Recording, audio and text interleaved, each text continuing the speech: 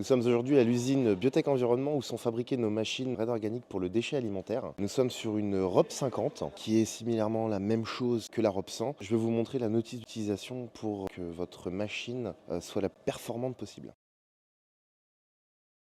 Alors, vous avez le programme de fermentation qui est juste ici sur le pad. Vous avez une seule interaction à faire, mettre démarrer. Vous voyez que le voyant vert s'allume, la machine s'est mise en route. Donc, vous pouvez mettre vos déchets alimentaires dans la machine pour ensuite avoir cette réduction de 90% de votre volume. Toutes vos machines sont livrées avec un kit de signalétique pour vous indiquer qu'est-ce que vous pouvez mettre dedans et qu'est-ce que vous ne pouvez pas mettre. Donc là, on va retrouver tous les déchets alimentaires, y compris viande, poisson, les petits os de poulet, les coquilles de moule. Par contre, on ne pourra pas mettre dans la machine les très gros os, les coquilles d'huîtres pas lourdes et bien sûr tout ce qui est huile et autres déchets non alimentaires.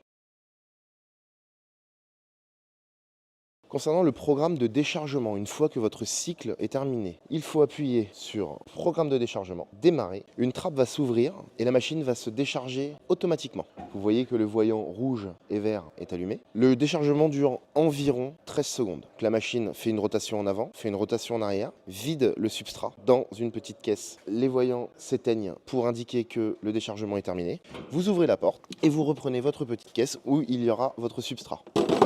Une fois le substrat enlevé de cette petite caisse, vous refermez la porte, vous retournez sur le panneau de contrôle et vous redémarrez votre nouveau programme de fermentation pour la journée.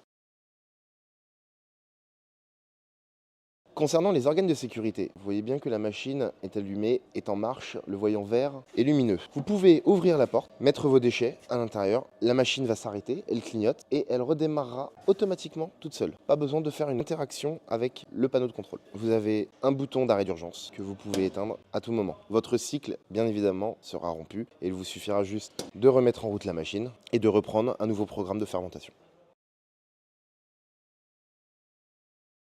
La machine nécessite très peu d'entretien. Il vous suffira juste d'ouvrir cette trappe où on trouve le système de filtration et nous vous demandons uniquement de nettoyer le filtre une fois par semaine. Un petit coup en haut, un petit coup en bas et un petit coup sur cette grille ici. Il vous suffira juste de remettre le filtre dans son emplacement et de refermer la porte.